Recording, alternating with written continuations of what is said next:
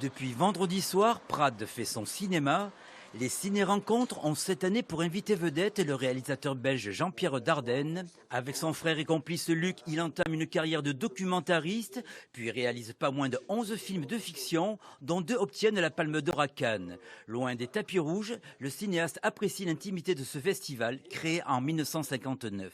Si ce festival existe depuis autant de temps et que les directions se sont succédées, mais il y a quelque chose qui s'est transmis, c'est que c'est un festival qui a des choses à raconter, qui a un public et qui arrive à fidéliser un public qui a changé aussi en 63 ans et qui continue à tenir la route.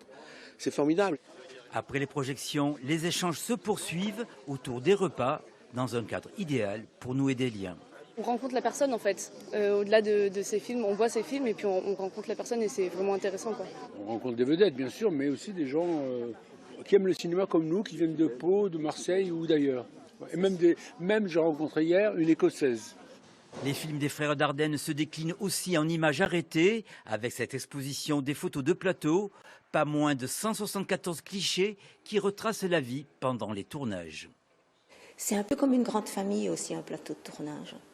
Puisqu'on se voit tous les jours de façon intensive pendant 2 mois et demi, on mange ensemble, on travaille ensemble, on flippe ensemble, on s'amuse ensemble. On ne se quitte pas pendant 2 mois, quoi, et ça crée des liens forcément. Il y a un train cet après-midi. Les ciné-rencontres de Prades se poursuivent jusqu'à ce samedi, avec en clôture une nouveauté, la remise du prix public long-métrage Solveig Anspach. C'est la fin de cette édition, on se quitte avec la voix